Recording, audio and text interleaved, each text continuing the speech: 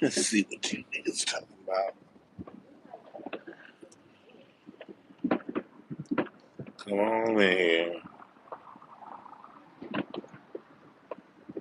Come on in here.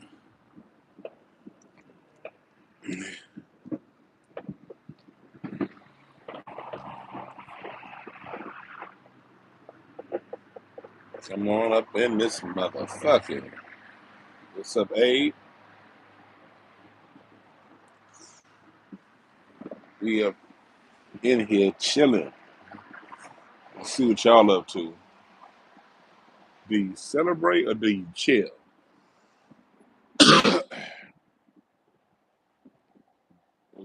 What's up, M. Moses?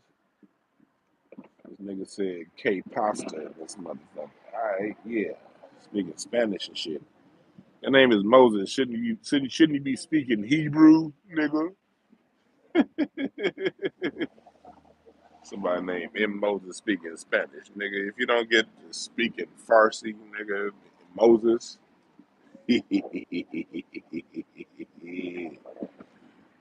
Moses be like, yach, yach, yach, yach, yach, yach, yach, yach, yach, yach, yach.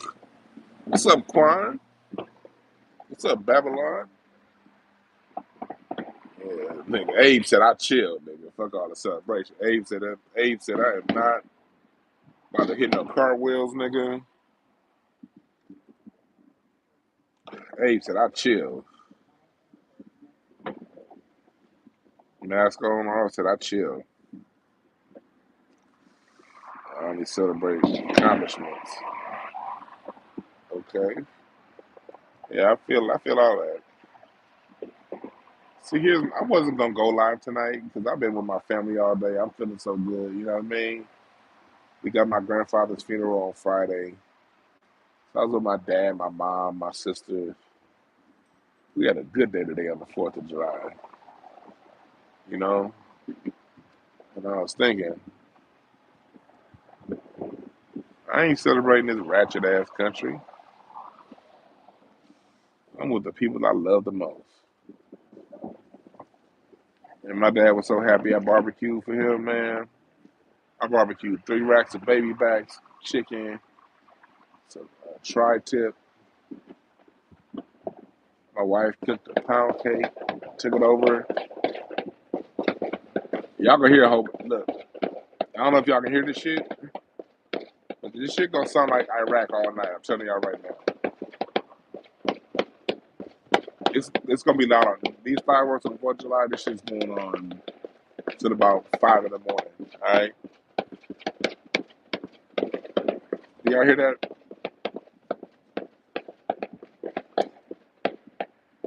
But I was just thinking, like, man, my grandfather's not here. This is the first time in 98 years this country has celebrated an Independence Day. The first time in almost 100 years, 98 years to be exact, and my grandfather's not on this planet. First time in 98 years. Man, Poppy had a great run, you know what I mean? And this how sharp my grandfather was. Literally up until like a week before he died. Really 3 days before he died, because like the last 2 days was kind of stuff was real tough with his ability to speak and recall information. But up until he had this incident that when I really got him messed up, put in the hospital, my grandfather was sharp as hell. All right, man, you have a good one. My grandfather was just as recently as 2 months ago talking to me about his when he came to LA in 1937, and now he remembers the train trip. They took a bus from Grace, Mississippi, down to New Orleans, and from New Orleans came to LA. And you know, Poppy this is some shit he said to my uncle. My uncle was helping take care of him. But my uncle, this is like 6 months. This is like 6 months ago. My grandfather was like 97 at the time, like a month before he turned 98. My uncle couldn't take care of him that day. His back was hurting. So my grandfather was like, "Oh, Michael, your back hurting?" He was like, "Yeah, my back hurting." He was like, "That's because you, that's because you riding there too hard. You gotta." He's like, "You gotta slow that stroke down. You riding her too hard. You riding her too hard." Like, oh, Poppy, you goddamn 98 years old talking about you riding her too hard. I'm like, I'm like, my grandfather's the greatest, man. So I thought about that today, like when I was seeing my parents, and I'm like, you know what? I'm so glad because as y'all know, I'm as B1 as they come. You ain't gonna find nobody more 10 toes down than me. I put my job on the line I put my job on the line for black people when I was working a corporate job. I'm B1 the motherfucker. But I'm telling y'all something right now. I get a chance to be around all my family on the same day. Guess where the fuck I'm gonna be? Around them. The reason why I can be proud of my time with my grandfather is because when he was here, I spent good time around him. I asked him a lot of questions. I was never too pro black to be around my grandfather when I had a time and a chance to be around my grandfather. So now that he's gone, I have the rest of my life to recall memories and to recall stories.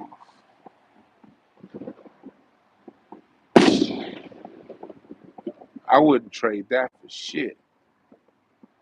Matter of fact, there's no greater B1, there's no greater black first than to be black first for you and your family. Everything starts with the family. Now, if you don't have a good relationship with your family, then the next step is to be that way with the family you choose. Because all of us ain't gonna be cool with the family we born with. Some of us are gonna be closer to the family we choose. And if you're the kind of person that's closer with the family you choose than the family you're born with, make sure you want to make sure you spend as much time around them. Listen to their stories. Don't argue with them so much. You know what I mean? Don't cut them off before they, make their statements. You want to make sure that you spend as much of your earthly time you can with them. Because although we transition into afterlives, the energies we are on this planet at this particular space and time is a unique signature. When we go back to the forever, to source, whatever your belief is, you go back into the energy of the universe, the energy of your higher self. The signature that you're drawing here on this planet at this time and this moment, that only happens once. When you come back, you might not even come. Wherever you come back to, you're gonna have a different name. You might have a different phenotype. You might you might be born into a different bloodline. I don't know. I don't know how this shit works. I'm just, we all just guessing. We all just giving our best. But one thing we do know is our time that we have here on this planet now, this is it. You're not gonna relive this life. The same way you can't go back and relive the age, wherever your favorite age was at. You cannot relive 8 years old. No, you gotta live 9. You gotta live 10. You gotta live 40. You gotta live 45. You can't relive an age. So when you have family members that have sown into you and they've done right by you, there's no better B1 than to celebrate those people, especially when they've done right by you. And I can say this about my life. I've been blessed. All of my family has done right by me. My heart goes out to you people who've been violated by your family. That's why I go so hard for the people who are victims of molestation, rape, and menticide. Because when I, doing what I do for a living, I see the majority of the children that have gone through that is been by a family member. It's been by a family member. So for people who've gone through that, and it's been someone as close as a family member to do it, my heart really goes out to you. Because I can't, me personally, DwannBrown, Los Angeles, California, born 1981, June 17th. I can't imagine being violated by a family. That's just so not my world. My family has really done right by me, and I appreciate them so much. My mom, my dad, my grandmother, my grandfather, my sister, my brother. I was with my sister today. Me and my sister. If you ever want to see, like, my wife always says she ain't never seen nobody on earth laugh as much as me and my sister. And that's probably true. Me and my sister laugh at funerals. I'm sure me and my sister would be laughing our asses off at my grandfather's funeral on Friday. That's why I can't sit next to her. If I end up sitting next to my sister, it's a wrap. It's a wrap. If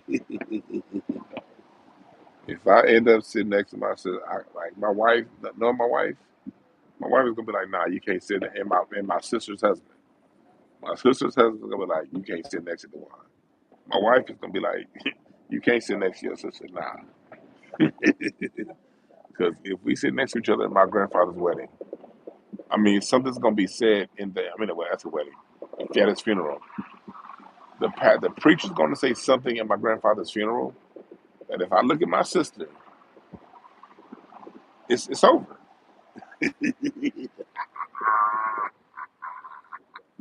Somebody gonna say something that if I look at my sister, we, I mean, to the point to where we gonna be literally in tears laughing. People gonna think we crying. Like, nah, we ain't crying. We laughing. So, any chance I get to be in the energy of my family, my immediate family, I am there. My father's done right by me. My mom has done right by me. My parents explained things to me when I was a child. They were reasonable. You know what I mean? So I'm saying that to say this.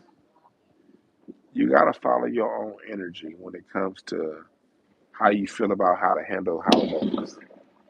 I don't I don't criticize black people. I don't begrudge, I don't judge because we go through different time phases in our lives. We have different eras in our lives. Like I was one 5 years ago. I'm saying fuck the 4th of July. Fuck that. Man's a white man's holiday. Fuck that, man. But 20 years ago, happy 4th of July. I'm an American. 5 years ago, fuck the 4th of July. Now, I'm a little wiser. I'm a little more. I'm a little more in the center of my view. I see both sides of it. I'm at the point now where I'm back to. I actually celebrate the 4th, not because of what America's done, not of white people's interpretation of America, But over the last 3 years, I've done so much work studying my family history. I mean, so much work studying my family history that I see all the great things my family's done, and it's like, well, what we contributed, like, and then not just my family history. Y'all know I have my Black American music tree. Look at the music we created here on this land, man. While this country's been named the United States of America, I mean, we've done some dope ass shit. So the way I look at the fourth now is I'm really celebrating my people and what the fuck we've done here. Like, I'm proud. I'm proud of black people. I'm sorry. I ain't these niggas going around looking for white people to approve shit. Man, I'm proud of us as a people, man. Think about all this shit we've gone through and we here. Think about how many knuckleheads we got to deal with within our own community. All these these niggas in hoochie daddy suits. These fucking hood rat degenerate brides. Nigga, we got to deal with an immigrant class that hates us. Not all of them, because like I said, we all know it's a lot of dope ass immigrants. But when it comes to these jobs know which ones to hire in management positions. And they hire immigrants that are going to be like, fuck them niggas. I was talking to my dad about that today. I said, Poppy's generation, man, they fought for me to have a future, for you to have a future, for you, his son, and for me, his grandson. That's who they fought for. I said, now your generation got a little bit, but what do we get? What do we millennials get? Our grandparents fought for civil rights literally 15, 20 years before we was born. And we never got a chance to benefit from any of that shit. I'm from California. California entered affirmative action in 1996, y'all. I graduated high school in 99. So I didn't get no affirmative action slots in college. I never got the benefit of affirmative action in jobs. That shit was outlawed in 1996. And I graduated high school in 99. That shit didn't even reach me when I was 18.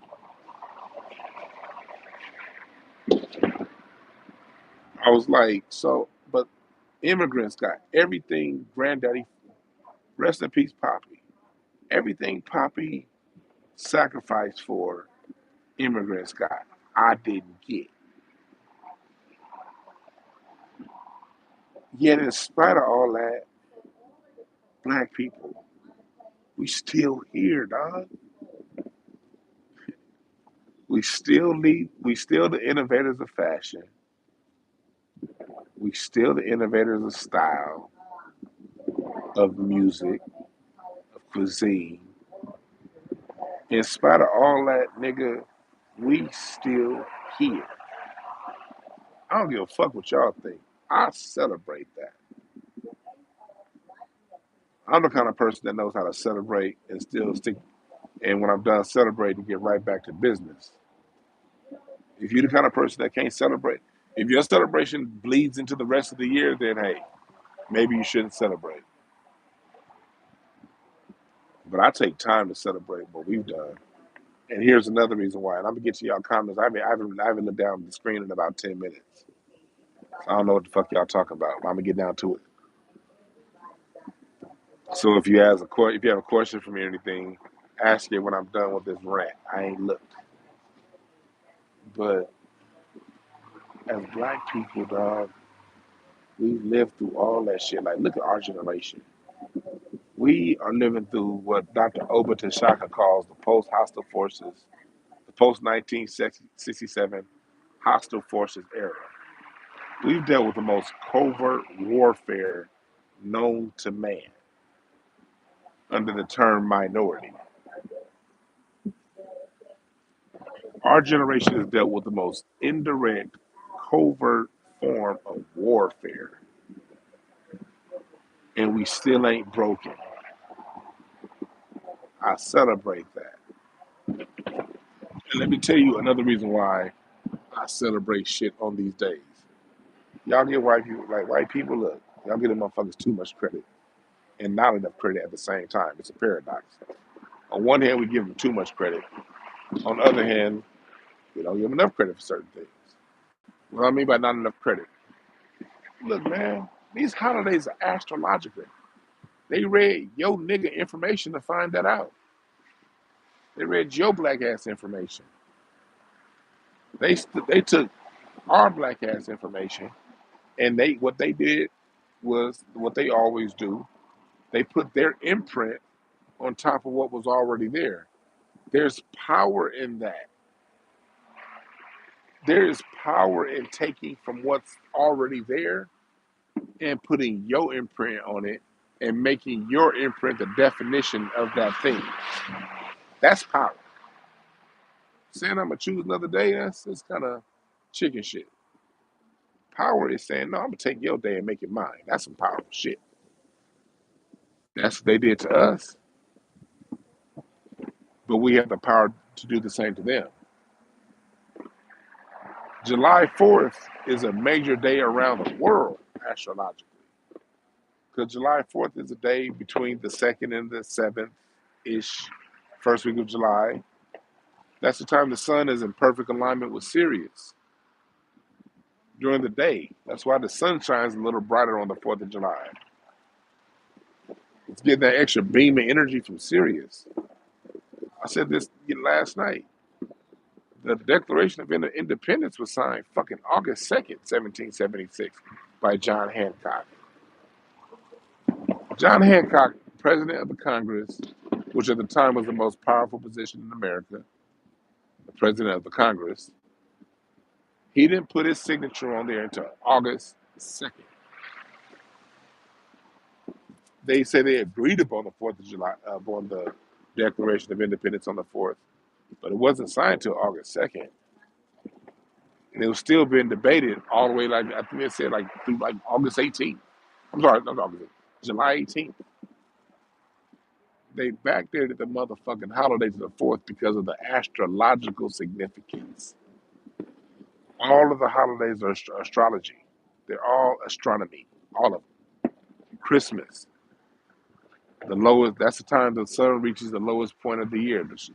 It's the reason why Christmas is just 3 days, Jesus and the 25th and shit. The 21st is when the sun's at its lowest point, and it stays down for 3 days, and it rises again on the 25th, and that's when time starts moving back forward. That's why Christmas is on the 25th. Easter. Why is Easter the day that it is? Easter is the first Sunday after the first full moon after the spring equinox. That's why Easter moves a different date every year. Whatever the first Sunday is after the first full moon, the equinox is always March 21st. So if the full moon falls on March 23rd, and the first Sunday after that, say March 25th, you'll have a March Easter. But like this past year, the full moon I think fell on like the 19th or the 18th of March. The equinox is the 21st. So the next full moon wasn't until like April 17th or something like that. And so Easter, all of this shit is astrological. The United States shines red, white, and blue because that's the color of the star Sirius. I mean, Washington, D.C. is aligned to the constellation Virgo. All this shit is our science. No, I'm going to celebrate today. I'm going to celebrate all the amazing things that we've done in spite of what this country's done. And with black people, we got a shit fuck ton to celebrate, boy. Nigga, celebrate that refrigerator you cooled them ribs off with, nigga. Celebrate that, if anything else, goddammit. Now, I celebrate the ice maker, nigga, that we invented for this Jameson and ginger ale I got in this cup. You dig?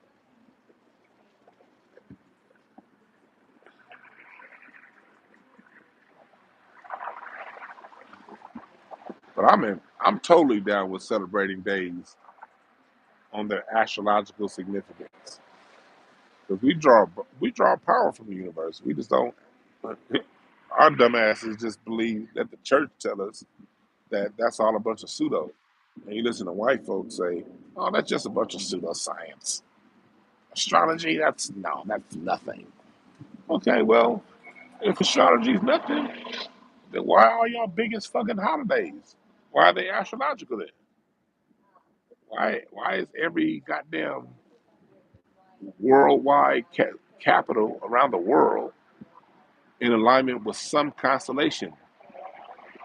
Whether you're talking about Beirut, nigga, whether you're talking about Moscow, Mexico City, Tegucigalpa, all these motherfucking capitals are lined up astrologically. And so are holidays. You better use the energy of those days for your celebration.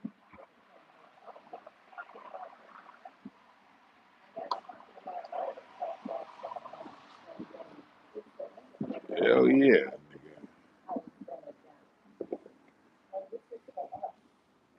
Hell yeah.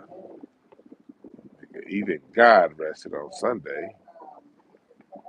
And I don't mean rest, because if you're making your daily life to do what you got to do to face the forces of white supremacy, what makes the 4th of July any different? You can celebrate your people and still be B1. Nigga, I celebrate Benjamin Banneker, nigga. I celebrate George Washington Carver, Garrett Morris, Granville T. Woods, Frederick Douglass. I celebrate Robert Smalls and Hiram Revels. Hell motherfucking yeah. You crackers don't get to define my celebration. I'm gonna spend this shit the way I want to spend it.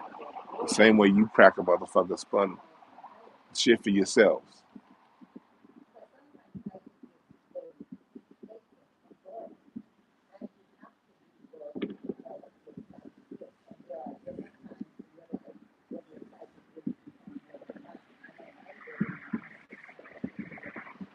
Yeah. Hell yeah. If you can't afford to celebrate, then you can't afford to celebrate. I made sure as I got older, I started working smarter, not harder, so I can afford to do any damn thing I want to do. But that comes with wisdom and age. I wasn't always this way. 8 years ago, I'm right with you. I ain't celebrating shit. Now I'm still kicking with my family, man. Fuck the 4th of July.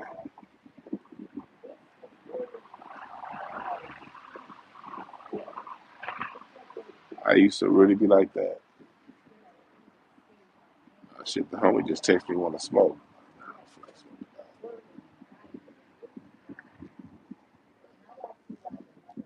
But you got to evolve at your pace. If I'm having it, if I'm sitting in the same YouTube chat room and we're in 2015 and somebody else is saying what I'm saying right now and I'm in the comment section, I may not be disagreeing with them, but I would be like, I don't know about that. I don't know. I don't know. I don't know. That's what I'd be saying if I were in the chat room right now and this was July 4th, 2015. If I was listening to me talk in 2015 now, I'd be telling myself, I don't know about that, dog. I don't know. But as you grow, your perceptions of things change. And I really am, I understand power and I understand political jujitsu. I understand fiat and I also understand astrology. And I totally understand why dates and celebrations chosen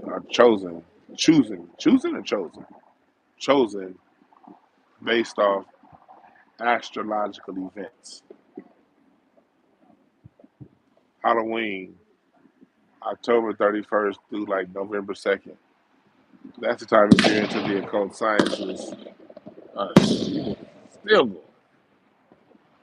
If you're into the occult sciences, you know that October 31st through November 11th, that's the time that the veil is thinnest between the living realm and the spiritual realm. So a lot of spiritualists spend a lot of time calling those things in down to earth that they want, because that's the time that the veil between the spirit and the earthly realm is thinnest. So that's according to like your metaphysics and a lot of your occult sciences. That's very, open knowledge. So some people call it All Saints Day. If you're Catholic or from the Latin culture, that's All Saints Day. The time you can commune with the saints and the angels. If you're a devil worshiper, that's whatever the fuck they call it. If you're into commercialization, that's called Halloween. But that's how the shit works.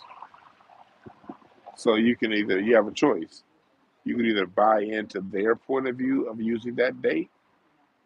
That's choice number one. And that's choice that most people take, to buy into their point of view and listening to what they say what it is, versus you finding it out on your own and using that knowledge for yourself. That's the most. Hey, people who celebrate and do what the fuck the country tell them to do without thinking. That's the majority. That's 80%. Then you got the 10%, 15%. I say 10% that stand back and be like, nah. 85% of the people are gonna just do what the fuck the country tell them to do. 10% are gonna be like, nah, fuck that shit. I ain't with it. I'm gonna resist. I'm gonna resist. I'm gonna resist. And then 5%, 7, 5, 10% in the middle watching what's going on. And you can see both sides of it. And you choose to either not participate because that's what you chosen to do, or you participate in your own way. You do your own thing. You create what you want out of the whole situation. The dope thing about this planet Earth is all three options are on the table for you. There is no right or wrong. You choose. That's the way I see it. I used to judge it right and wrong. I say, oh no, there ain't no real right or wrong. It's just you choose. But when people choose, then you got to deal with whatever the consequences or whatever that fallout is. If you're the 85% that just follow in line with what everybody tell you to do, then for me, that just creates a certain perception in my mind. And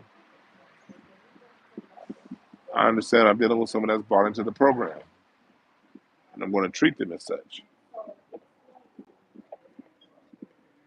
If I'm listening to the 10% that are like, man, fuck that shit. I ain't with it.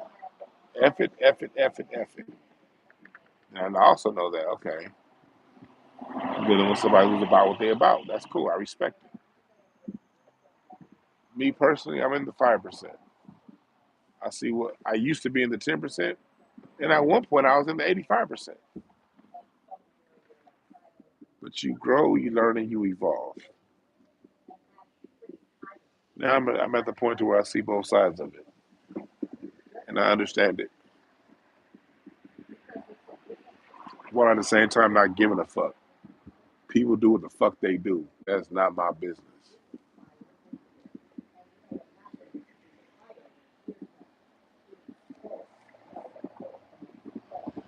So,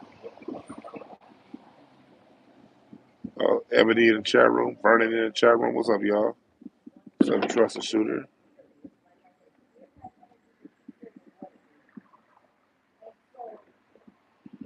You said somebody said black people can't afford to celebrate. Why not? I hear that going around. We can't afford to celebrate. We can't.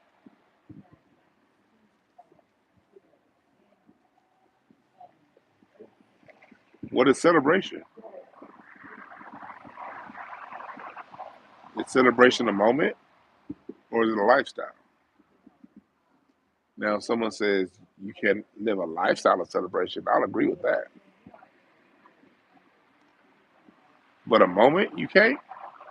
I don't agree with that. If you can suffer, nigga, you can celebrate. Are you supposed to just live a life of suffering? If you can suffer, you can celebrate.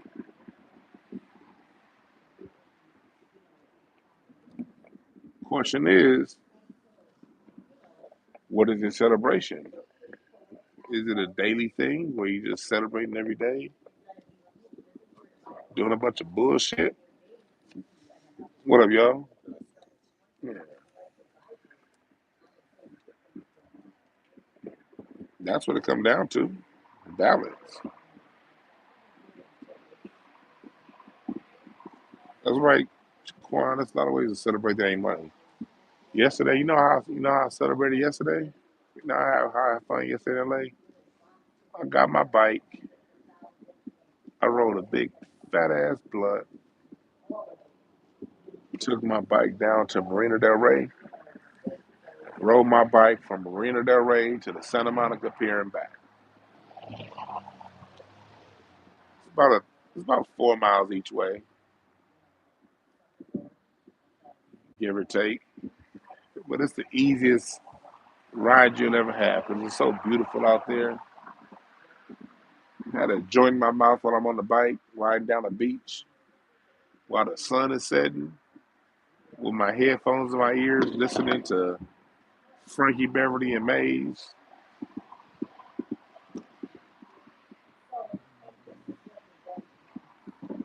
You gotta take time out of life to celebrate. Celebrate the fact that you live it, that lungs are still going through your breath. The fact that you can walk, you need to celebrate that. Because through celebration, through gratitude, you get more of that in return. When you have gratitude, when you have honor for what you have, when you got respect for what you have, and you care about what you have, and you take care of it, and you reverence it, and you honor it, you get more of it. Now, do you spend every day in a mode of constant celebration? No. You spend most of your time doing the work, doing what needs to get done to accomplish whatever goal you need to accomplish. You have long term goals and you have short term goals. And you spend your time daily working towards those goals. That's what you do.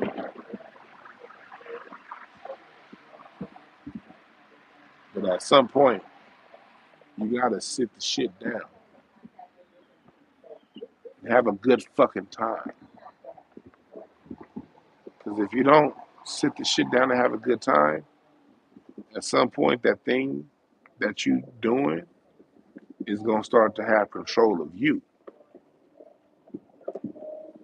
You don't want anything you do to have control of you. Anything can become a drug. Anything can become a drug.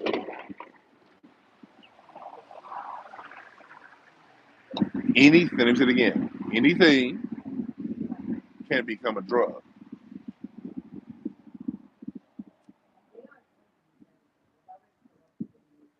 At some point, you gotta disconnect from whatever it is that you do and go back to being seeing the balance of life.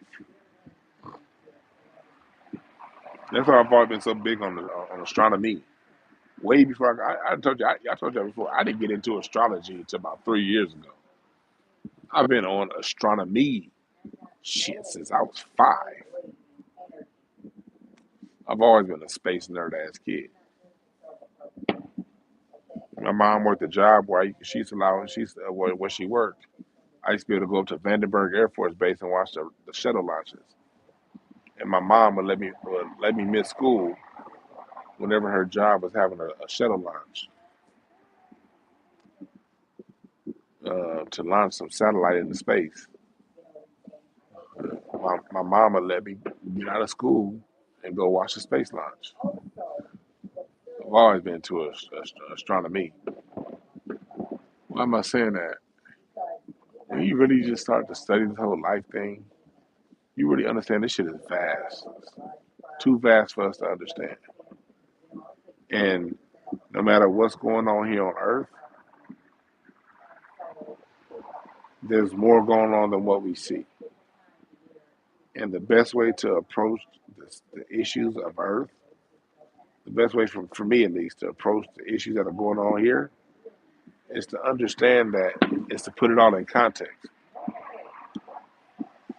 Understand at the end of the day, no matter how big this so-called system of white supremacy is, no matter how intimidating it can be,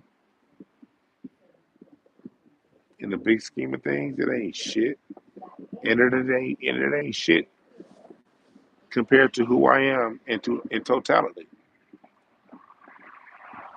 So it makes me fearless.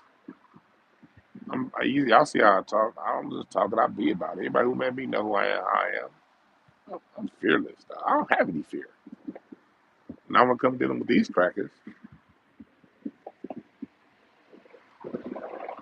Not with them. They ain't shit. These motherfuckers ain't nothing but some lima bean smelling ass bastards. The lioness ass, non-shower taking its ass, non-dancing its ass, non-cooking its ass, worst music ever having ass, Greco-Roman ass, sissy ass nation. I have no fear saying whatever the fuck I gotta say about these crackers. But I see a big picture. And when I see a big picture, that's nothing to be afraid of. If they try to do something to me, then fucking I'm out. I'll be right back. That's the way I see it. If they try to do something to me, okay, I'll be right back. Hey God, send me back to that motherfucking Earth planet so I can get in hell again. That's probably why I'm here now. I was probably here back in the 60s. Got old, left planet. I was like, no, God, send me back to that motherfucker. I gotta get on them crackers' asses. I see this shit big picture, man. These crackers can't intimidate me. So hell, motherfucking yeah, I celebrate. Because my ancestors felt like they didn't intimidate my ancestors from perfecting the railroad. They did intimidate my ancestors from creating the fucking light bulb and indoor plumbing and the toilet and the doorknob and the potato chip. Nigga, they could. My great grandfather invented the automatic railroad crossing. Thank you, Mr. Hoggy. He invented the motherfucking. These crackers couldn't intimidate him from inventing the automatic railroad crossing. Hell yeah, I'm celebrating the 4th of July. Because my family did that shit right here on this nation, the United States of America. I celebrate that shit. Kiss my ass, goddammit. I celebrate that with pride. And you know what I'm be doing in the morning? Getting right back to doing what the fuck I've been doing the other 365 days a year. My part at kicking this crack out this country.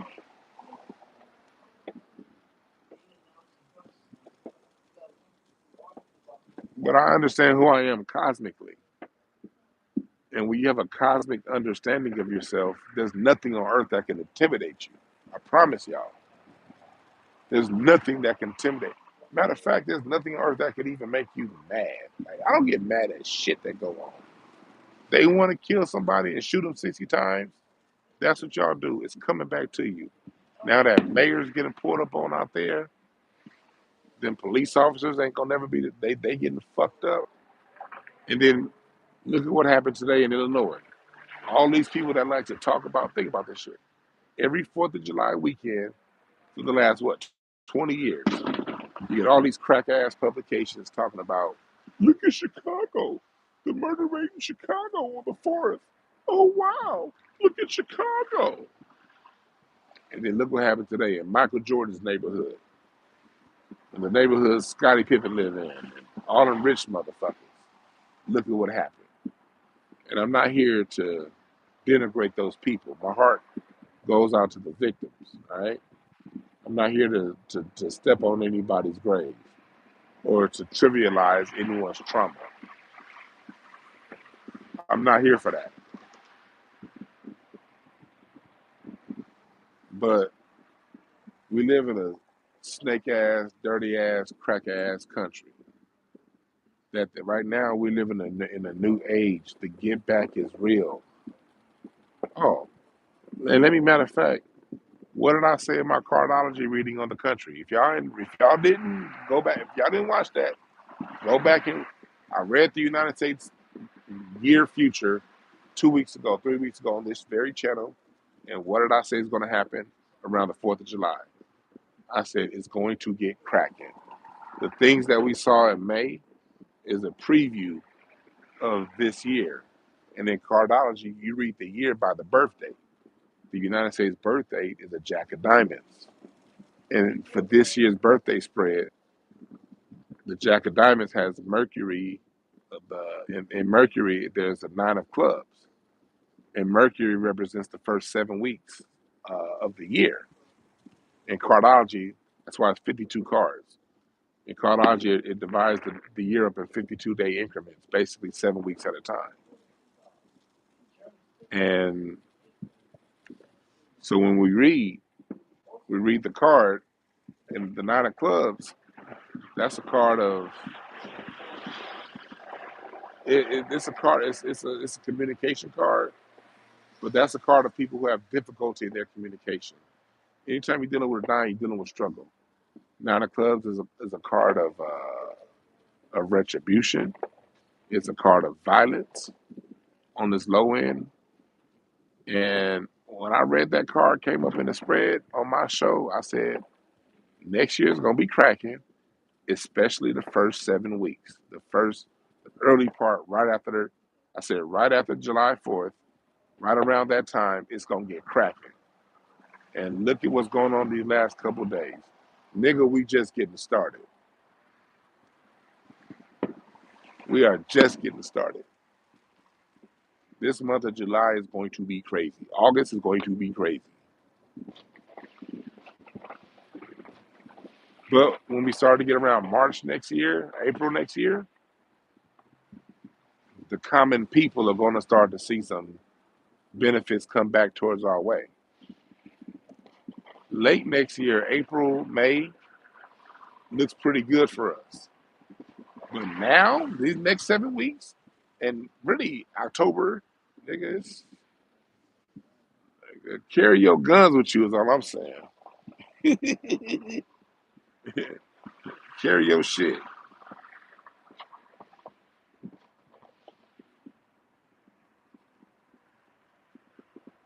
What's up, Chris?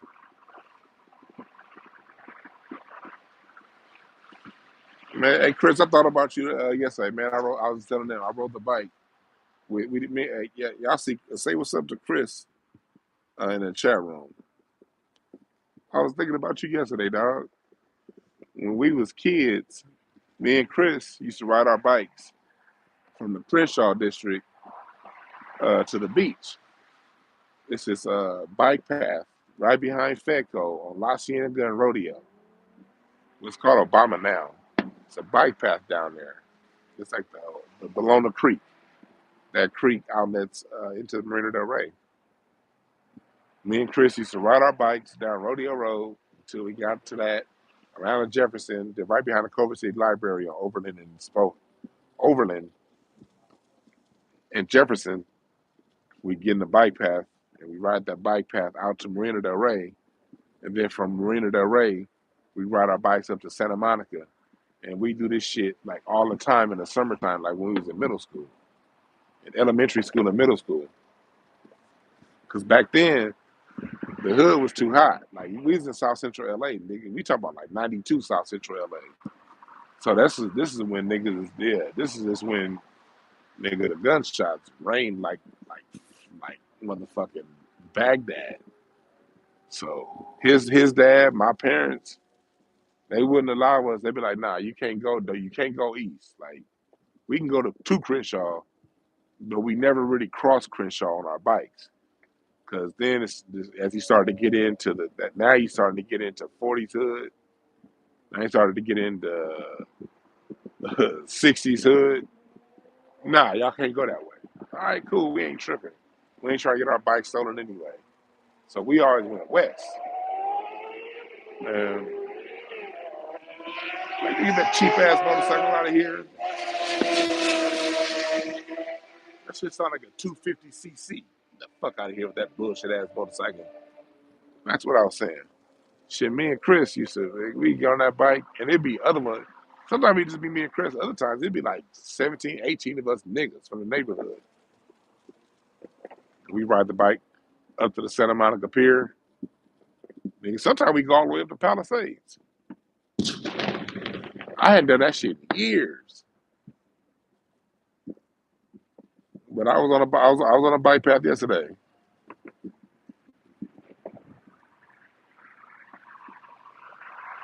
He said the sports bikes sound like mosquitoes. You a fool for that. Something else, Smith. Yeah, I missed them days. Like I'm gonna start riding that bike path more. Because usually, like with me, I'm living in the South Bay.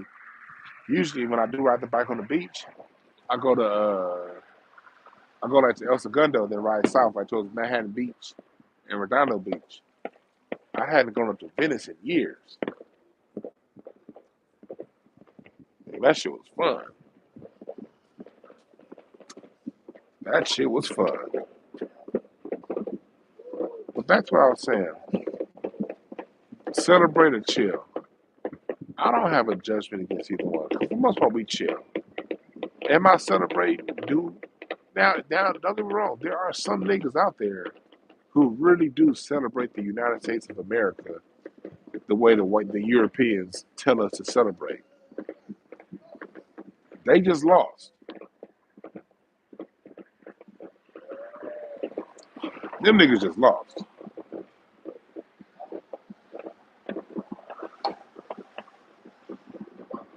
You, on the other hand, you created. I celebrate Malcolm X today. Malcolm X is from here. That's our ancestor, man. I celebrate John Henry Clark. He was born here, man.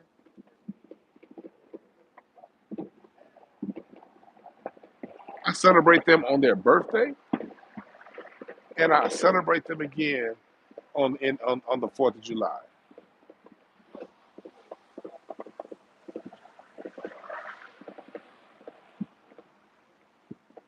I celebrate Martin Luther King.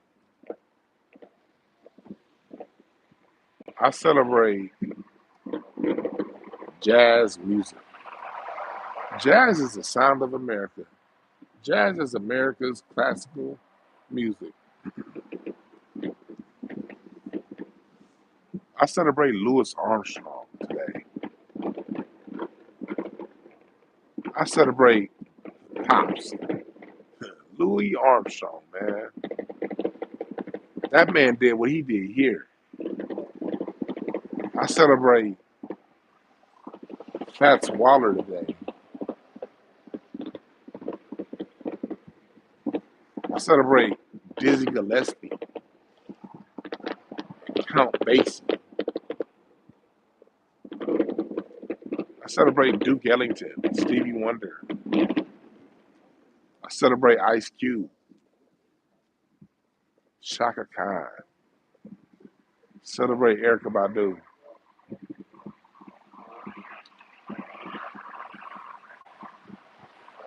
I celebrate Stephanie Mills and Entombed, Herbie Hancock, Marcus Miller, Luther Vandross. That's what I celebrate.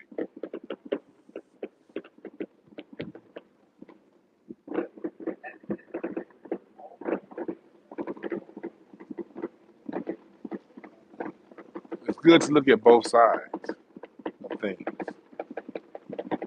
It's a lot to celebrate. But it's also good to look at both sides. It is healthy to look at what this country's done to us, because that keeps us focused on our goal. That keeps us focused. You gotta have balance. You definitely should look at what this country has done and focus on what this country's done to you. That's where you get your focus from. But where you get your strength from is when you look at what you've done in this country in spite of. That's where you get your strength from. So if people ask, what is there to celebrate? There's our greatness to celebrate. We pull strength from our accomplishments, not pseudo accomplishments, not idealism, not ancient Kemet. Our accomplishment right here. Our ancestors didn't have shit in the streets. Our ancestors created these things called outhouses here in the United States of America. And then when our ancestors were tired of outhouses, our ancestors invented indoor plumbing. I celebrate that. That gives me strength to know that I'm greater than this beast I'm facing.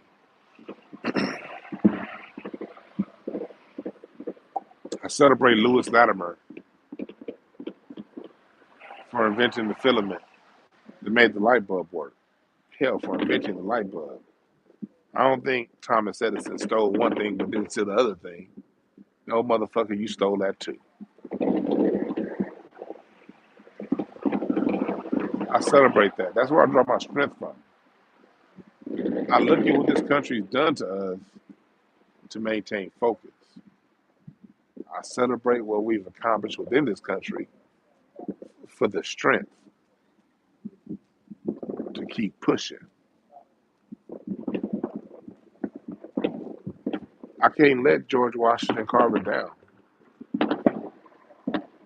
You know? I cannot let Booker T. Washington down. We so wrong, and I love Marcus Garvey. Nothing against Marcus Garvey.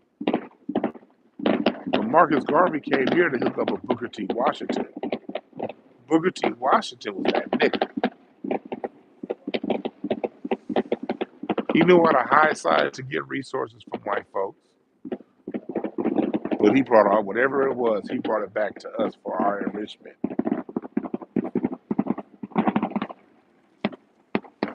He's truly the ideal of Pan-Africanism, if it were. Of course, we all understand we ain't fucking with Pan-Africanism until they come and bring some tangibles too.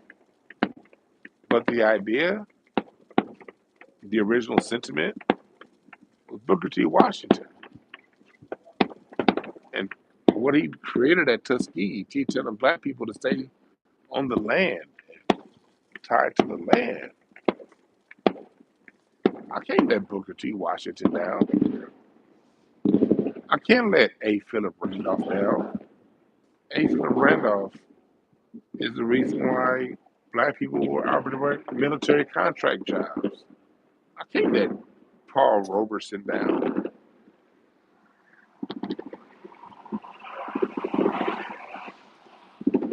I celebrate those black people today. They did that here. Not in ancient Kemet. I love Ramses II like everyone else. I love Queen T. I love the Dogon. I'm very interested in the Dogon story.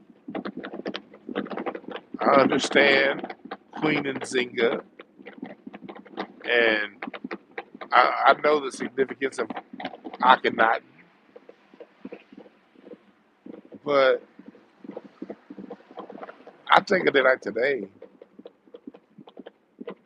to celebrate. I'm celebrating Robert Smalls,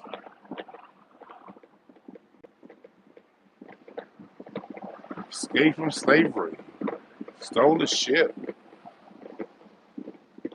got his wife out of slavery, bought his slave master's house, died the owner of the house he was born a slave in. I celebrate that shit. It's the 4th of July. Is that noise?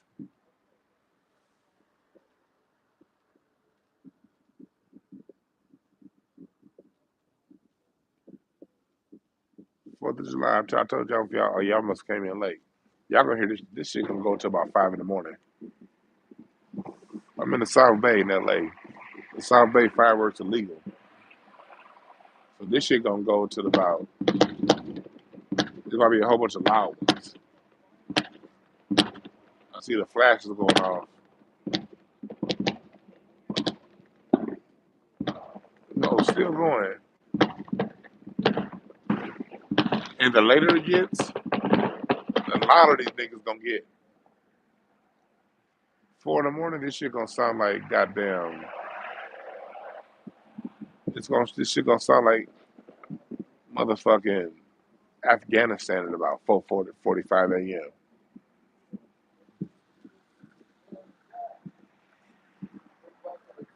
4th of July in LA.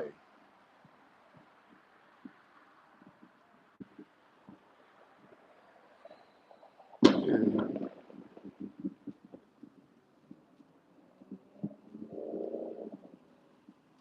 Yeah.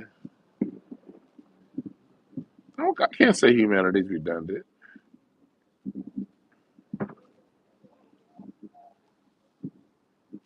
But yeah, so again, like I said, I look at what they've done to us to stay focused.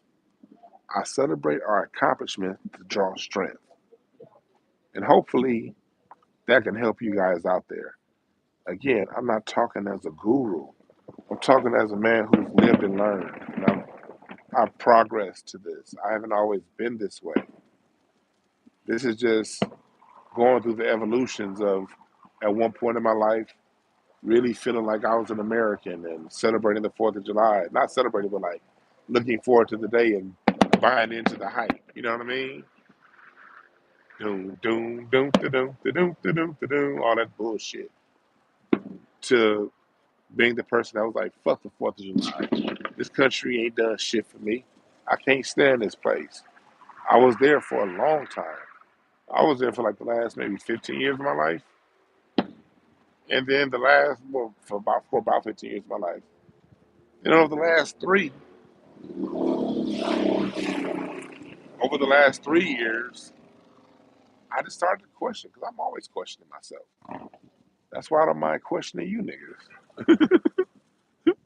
That's why I don't mind saying some shit that's gonna make you niggas think because I'm always making myself think. But I had to sit back and really, I started to observe and I started to have different feelings, different points of view. And as I started to really, the big change for me was when I started 3 years ago, was when I started really digging into my family history. That's when it started to change for me. When I started to really research my family. Before 3 years ago, I didn't give a fuck. I did not. Because my wife had been telling me for years, you should look more into your family roots. I'd be like, whatever. Because like my mom's mom died when she was like a month old. And so we've always kind of had this bunker mentality when it came to our family. Our family's our immediate family. Outside of that, it's like, and like on my mom's side of the family, it's a whole bunch of bullshit ass niggas on my mom's, like, on one side of her family. So we've been like, you know what? Fuck all the niggas. This is we've had a bunker mentality. So I really didn't give a fuck about looking at no goddamn ancestors. But then my wife would always just be telling me like, you should. All right, god damn it, I will. And hold on. That bite sounded more real than the last one. That sounded like a man's bite. That last motorcycle sounded like a starter bike. But I was about to get real loud. I see these flashes going off. These hoes about to be loud.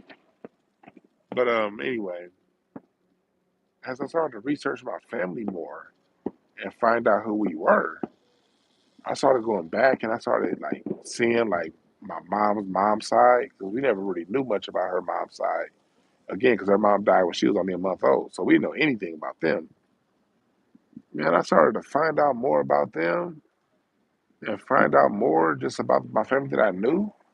And I was like, yo, shit, it's a lot of dope shit here. And so it started to make me really grow a pride for what we've done here in America. Just looking at my own family. When I saw that I had family, I appreciate the cash app, B Polly. You can say I bleed bacon bits. Well, your face looks like a hemorrhoid. A hemorrhoid with glasses. Yeah, but salute to you, brother. I appreciate that. My my family, I started to really see what they did here. And it was just like, you know what? How can I say fuck this country when my family's done so much dope shit here? Like, yeah, have we gotten have we as black people got the short end of the stick? Hell yeah, we have. Yes, we've got the short end of the stick.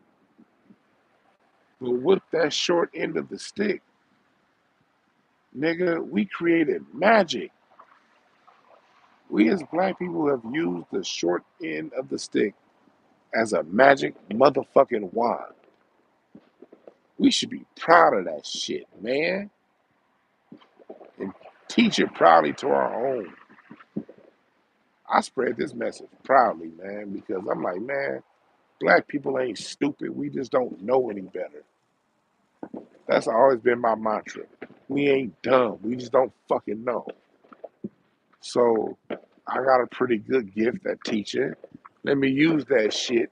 Instead of using my gift to talk to you niggas about celebrity gossip, I'm using my gift to teach and pass around good information. I'm not like Jay-Z who said I could rap like common sense, but that wouldn't make sense.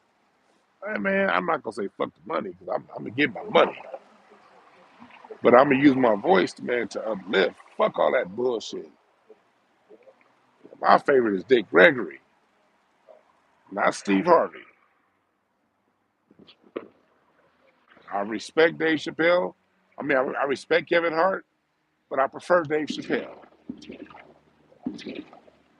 I respect the motherfuckers who gonna tell me something. So that's the fuck I'm gonna do. I'm gonna be the person I want in the celebrities I see. And I ain't no fucking celebrity, but I'm gonna get at, and I'm gonna find a different way to make my money because I'm very talented. So if I can't make my money this way, I'll do this shit for free over here and make my money over there. That's how I got it. That's how I get down. Y'all see how much my readings cost? Because I'm all the time booked. I should be. I don't even be fixing my booking schedule. Sometimes people just, most of the time, people book me through Cash App. Like I'm 175 for 45 minutes of work. I'm gonna get my money. But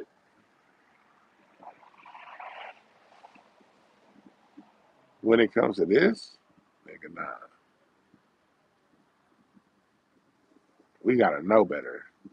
And even with my cardiology readings, That's still cheap. $175. That's gonna help you unlock your life path. Think about how much time people spend wasting away trying to figure out what's next, trying to figure out what to do, wondering why this is going on, why they act this way, why they react this way, why they darters that way. People spend a lifetime wondering why. It's 45 minutes, I'll tell you why. And I'm also gonna give you a way to fix it. 175 ain't shit for that. If you don't want to spend 175 to get clear on the issue that you spent the last 10 years of your life wondering about, then you ain't really serious about getting through that issue. But if you are serious about getting through that issue, you put up 175 like nothing to get that done. So that's what that's about. But nigga, you gotta make such shit bigger than yourself.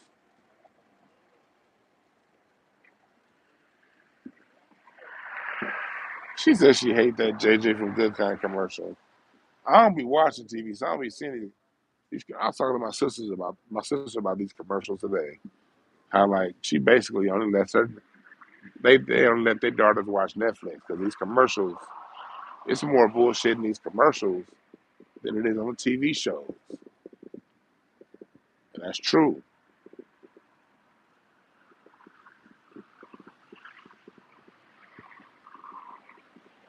You're right. We do keep making new variables every day.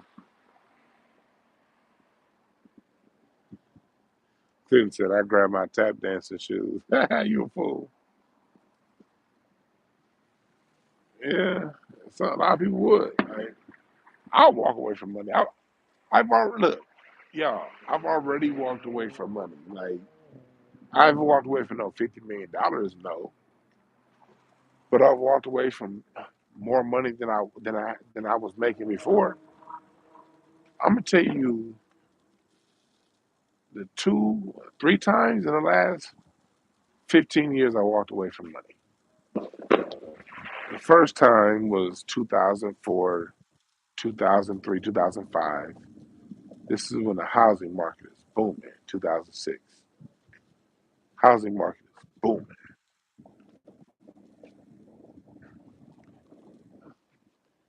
There was so much money to be made. 3 points on the back end for a 1.9% option arm. The 1.9% option arm was a loan that was given out, and they mostly targeted black people for this loan. But it was a very popular loan in 2006, 2007, 2005. And what that was the first year your interest rate was locked at a 1.9. Mind you, when you were people who bought houses in the 90s, their interest rates on their homes were 7, 8, 5, between 5 and 8%. So the 2000s came, these interest rates started dropping like crazy. So they had a 1.9 fixed for a year, but on the back or 18 or fixed for 18 months. But then after that, it was the prime rate plus 3. So that means it'll readjust to the time prime was like 4%, 4.2, 3.9, and around there. So that means their loans in 18 months will readjust from a 1.9 interest rate to a 7.2, 6.9. Again, prime plus 3%. And so loan officers were handing out these loans like crazy to homeowners because now your mortgage is going to go from 1,300 a month to 500 a month, and you get to cash out like 60 grand. Why not? You get to take 60 grand. Your mortgage gonna go from 1,200 to 600 a month. What they don't tell you is in 18 months that loan's gonna recast, and your interest only $600 a month is going to now be a $1,400 a month mortgage. And loan officers were passing those loans out like Tic Tacs. And I refused to do it. I said, nope. I did it one time. And I only did it because the customer fucking was like, that's what I want. My cousin got one of those loans, and I told him, look, your loan's going to be, I told them all the everything what can happen. And they said they didn't care. They wanted it. That was literally the only time I did one of those loans. And I still feel bad. But I turned down money because when I'm doing the loan, I was doing the loans that was going to get me paid a point and a half. All my contemporaries were doing loans that was going to pay them 3.5 points. So my commission checks 5,000, 18, maybe now and again 18,000. If I had enough loans in the pipeline, 18, 20,000, 9,000. Their commission checks 36,000, 60,000, 50,000. I'm talking about in the month, but I couldn't do it. It didn't matter. Fuck them. I just couldn't do it. And I'm proud of myself for sticking to that. The second time I turned down money was when I took my last job in 2009. I had a choice. And again, this wasn't big money. It wasn't big money at all. But it was bigger money than I had at the time. 2009, the loan business kicked my ass. I'm out of it, changing careers. I had two job offers on the line. One was to work for the mental health agency that I worked with, and that job paid around 50,000 a year, a little less, or work at the probation department. Probation department job, because I have a degree, started at 86,000 a year. We're dealing with it was like a $40,000 a year difference between working mental health and working the probation department. But every time I went down on the probation department interview, man, it's just something about that shit sucked. That shit made my goddamn stomach hurt every time I was down there. And then the other time when I was working the mental, when I was interviewing with the mental health people, it felt a little better. So I took a job that paid $40,000 a year less, working mental health. And mind you, at the time I was broke. I made that decision hungry. I'm a fat nigga. The mortgage department that kicked my ass. I lost my house. I was fucked up at that time. I was at the bottom financially. I ain't never been that broke in my life before or since. I made that decision. I'm gonna say it again. I had never been that broke in my life before or since. And I made that decision at that moment. I had to follow my heart, not the money. I'm glad I did. Because now I'm in a position to have bigger money than I ever would have had I followed the probation department way. I'm in a much better position now. Way better position now than I would have been had I taken the money right in front of me. And then the third time is when I got into comedy, stand-up comedy. I had offers, I had opportunities, but I had people in this comedy game that was trying to stop me from being political. They wanted me to say them fat jokes. I'm gonna tell you like one of my first fat jokes that I ever wrote. And they love this joke when I do this. I used to say, and I still might, if y'all come see me live, I still might say this joke depending on how I feel. Um, but I had my fat rules joke. I was like, fat rule 47, two fat niggas can't wear brown and orange together ever. It should never happen. People look like, well, they look like, why? Like a set of Reese's Pieces walking around. So can't do that shit. Like, fat rule number 45, like, thou shall replace thine shoes when your shoes get to a 45-degree angle on the side. Tired of fat niggas walking around with that 45-degree angle on the side of their shoes. Now they wobbling. How in the hell you fat and you walking in 360 degrees, walking straight and wobbling at the same time? Nigga, all that wobbling should be enough to make you lose weight. And so the comedy clubs love that joke, right? And it goes deeper, it goes more. But the comedy clubs love when I talk about that. You know, fat rule number 51, thou shalt not hear you breathe. Niggas walking around in the movie theater distracting you from the movies, snoring and shit. Sound like you got a Twinkie stuck in your throat. Comedy clubs love that joke. But I know I could tell that joke anywhere in the country and get laughs. That joke is easy. DwannBrown wanted to get more exploratory with my jokes. I had a joke I was telling at the time about Obama called Just the Manager. Oh, what's up, Jeff? Jeff in the chat room. What's up, Jeff? But I had a joke at the time that I called Just the Manager, and I'm bringing it, and I brought this joke back and I modified it for Biden. But my joke, Just the Manager, yeah, I'm not going to go through the whole joke right now, but I basically compared my experience as an apartment manager with the president of the country. But within that joke, I was talking real bad about Obama because this is like 2012, 13. Trayvon Martin happened, ain't shit got done. So I'm clowning Obama in this joke.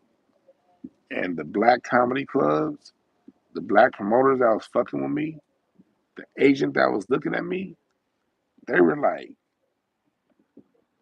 don't do that joke. Mind you, that joke always killed. Except for one time. It didn't kill one time. I bombed with that joke one time. And it was like when I was first learning that joke. Like I was just teaching myself that joke. Like learning how I'm gonna deliver it. That joke is a killer now. I brought it back at a show I did like 2 months ago, and I hadn't done that joke like in 3 or 4 years. And I murdered with that joke. But the comedy clubs were like, because I was talking bad about Obama, about how he ain't done shit for us. And it's 2012, 2013, when niggas are still really on that Obama train. But at the same time, I would whenever I would do that same joke in front of white people, I never talked about, I still stay on code. I don't talk bad about black people in front of white people. I used Reagan as an example in that joke when I was saying it. I would talk about Reagan to white people so I can go in on their hero. And then once Trump got in office, obviously I used Trump in that joke. But before Trump got in office, I would use Reagan when I would do white comedy clubs. But in front of black people, I used Obama. But that joke always murdered. People loved it. Because at first it would make people feel kind of weird, like, why are you talking about Obama? But I would then make sense with my punchlines. And I would get the crowd to go from nervous to big laughs. Nigga, people from I remember I talked to this one dude who used to run the improv on Monday nights. If you know LA, you know who I'm talking about. I'm not gonna say his name. But I asked him one time, I was like, why don't you ever put me up on your night? And he said, man, D, you funny as hell. You funny than a motherfucker. He said, but I don't know what you gonna say. And I'm like, I can't get up at a black night because you scared of what I'm gonna say. Whatever I'm gonna say is just gonna make It's just gonna tell the truth about what's going on in America, and the crowd's gonna laugh. I'm not gonna bomb. I never bomb. When I do comedy, I don't bomb. I could not get on stage for 6 months. I guarantee to you. I may not murder it if I go that long without getting no comedy on stage, but I'm never gonna bomb. I bombed 3 times in my life, and I've been on stage well over 1,000 times. I've been on stage well over 2 or 3 thousand times. I've never bombed. I've only bombed like 3 times, and I do take risks. I'm just a naturally funny nigga. So even if I deliver it wrong, it's still gonna be funny. Whenever I focus on being funny, I can be funny. So, but those people who made decisions in Hollywood, they didn't want me to do that joke, and they didn't want me to do other jokes like it. And for about 6 months, I didn't do that joke. For about 6 months, I listened to them, and for those 6 months, I was miserable. I was miserable. I couldn't express myself. That shit hurt. I was snappy to my wife. Well, she was my girlfriend. We weren't married just yet. We just before we got married. I was hella snappy to her. I was snappy to my family. I was angry. I was real, just kind of just bitter. But I was bitter because I'm an expressive person. I have to express myself. And if I can't express myself, I'm gonna be fucked up, y'all. I'm gonna be fucked up if I don't express myself. So, and I was fucked up.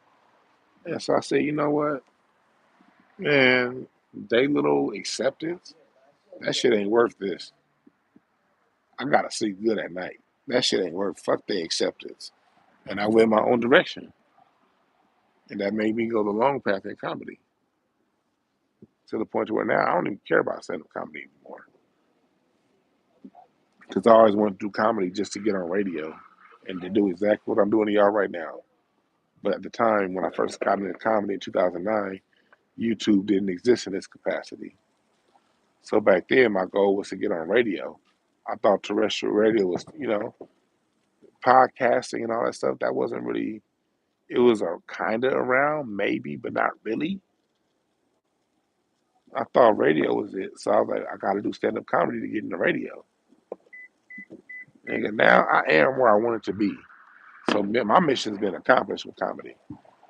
Now I'm still doing comedy. I will be doing a live show in August here in LA. But if I listened to them people, where would I be now? I would have followed their bullshit ass path. I'd have been angry as fuck. And now comedy clubs don't even matter anymore. 2009, comedy clubs were everything. 2013, comedy clubs were everything. Comedy clubs ain't shit now. Comedy clubs are just venues that people who are already popular on the internet rent out to use for their comedy shows. So I said all right to say I've been there between seeing a possible sack of money and saying no to say yes to my integrity.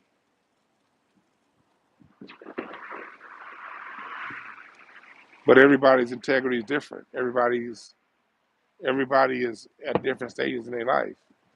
For some people, me personally, I have very strong viewpoints. Some people don't have strong viewpoints. So if you're the kind of person and you don't have strong viewpoints, then yeah, you would just change what you say and follow in line with the comedy clubs. And I wouldn't judge you. Like one of my best friends in comedy, he's somebody who just doesn't have strong viewpoints on anything. He don't really give a fuck. So for him, morphing his comedy to be clean and do it the way that they want, that's totally fine for him because he really don't give a fuck. I do. I have very strong viewpoints, and I use my entertainment gene to express those viewpoints.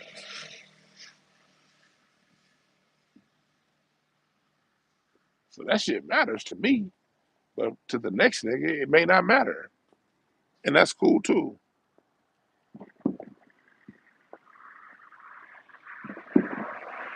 Clinton said I'll be in the fifth season of my own sitcom, yeah. But let me tell you something else. When they give it to you, they can take it away. When they give it to you, you better write that tightrope the rest of your fucking life. And let me tell you something. I can't be no fucking D.L. Hewley. I look at all the money. I know me. D.L. Hewley probably got big ass money too. I bet you that all them TV shows and the radio he doing, his touring, I'm sure D.L. Hewley's money is long. But I never wanted. That dude's a sucker. I never want to trade positions with him. You mean I gotta tap dance for white people all day, but at the same time, put on this hard shell like I'm pro-black? I don't want that. I don't want what D.L. Hewley has. No, sirree. D.L. Hewley can have that. I don't want what Kevin Hart has. Kevin Hart was right, and he still had to apologize. I don't want that. I don't want what Nick Cannon has. Nick Cannon, you can tell he's 2017, 16, 18. Nick Cannon is on a journey to find himself. He's wearing that fucking Johnny Quest hat. Motherfucker having Dr. Joy DeGruy on Cannon's class and Tariq Nasheed on Cannon's class and Riza Islam, and he didn't say nothing that was wrong. Why? How do I know he didn't say nothing that was wrong? They never said what he said that was wrong. They just said Nick Cannon made anti-Semitic statements. They never told you what those statements were. But in spite of all that, Nick Cannon had to apologize. I don't want that. I don't want that.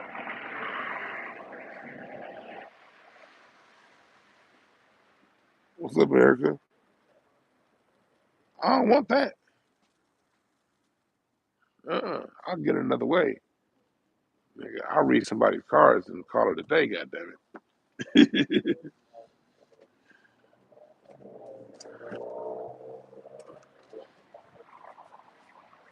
I don't have everything I want. I want more. At the end of the day, I'm happy with my life. Oh, look, Saturn's up there right now.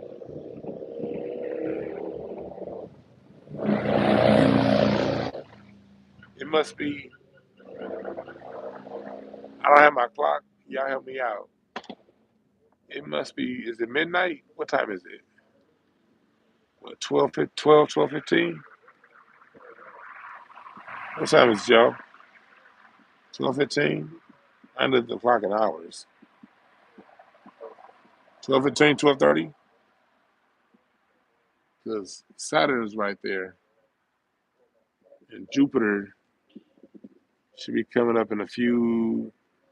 Jupiter should be coming up above the horizon now. 12:40, okay. You can tell what time it is at night based on the stars, or at least within an hour. I don't be all the way right by. I get it within an hour based on the stars and the planets. Um, Jupiter right now, Saturn right now is in east southeast skies. It's the second brightest thing in the sky. It's the brightest thing. It's east southeast. And then if you look directly to the east, Jupiter should be coming above the horizon nowish, or within the next 30 minutes.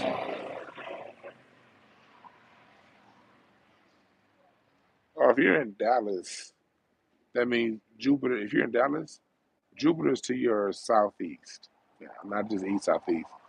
Look more to your southeast, because you're 2 hours behind. So in 2 hours, Jupiter's going to be right there. So look southeast. you'll find Jupiter, and you'll find Saturn, and then you'll find Jupiter east southeast if you're in Dallas right now. Jupiter bright as fuck. Saturn's the second brightest thing. Well, I'm in LA, so Saturn's above the horizon, and Jupiter's just now coming up.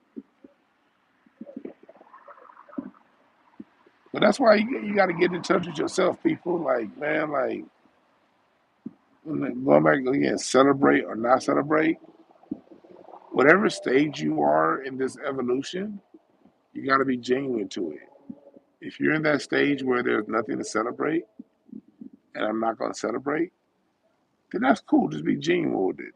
Don't say that shit on the internet and then be at your cousin's house drinking Thunderbird, nigga, listening to Tevin Campbell celebrating his gay ass rendition of America. My bad. That was wrong. Tevin Campbell's a legend. Tevin Campbell's a legend. He really is. But whatever stage you are in this life, be 100% with it. If you're at the point in your life where there's nothing to celebrate, then don't celebrate and do what you do. If you're at the point in your life where you don't see what the problem is, I encourage you to, the United States is the greatest thing ever. I encourage you to, read the other side of the story. Understand more about the United States' relationship with black people, and ask yourself, do you want to participate in that? But if you're at that stage in your life where you do, then it is what it is. It don't mean nothing to me. And if you're like me, I'm at the stage of the observer. I see both sides of it. I see it. I understand both sides. My only hope is whatever side you on, just get the most out of it that you can to empower yourself. But at the same time, if it's just a front, if you just getting on the internet saying, "Man, there ain't nothing to celebrate. I'm the most militant motherfucker in American history," and then as soon as you turn your phone off, you got a white woman calling you, and you got two white homeboys named Chad, and they don't even know each other. You know both Chads, neither Chad knows each other. That's you.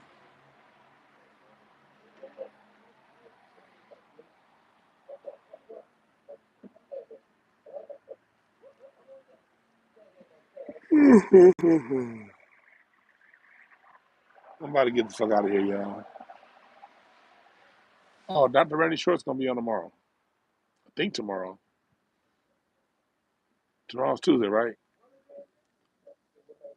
I should be having Dr. Randy Short on tomorrow morning. All right. We're gonna be talking about a lot of the shit that's going on right now. Right, right, Erica. This is our time. Yeah. Dr. Randy Short's gonna be on tomorrow. We're gonna talk about all these happenings that's going on right now.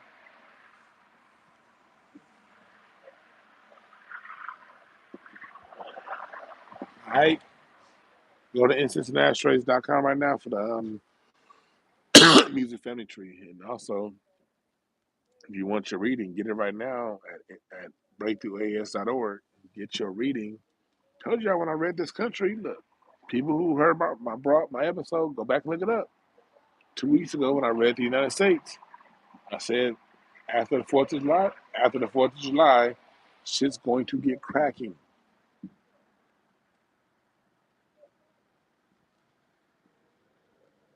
And I was right. I've been right so far.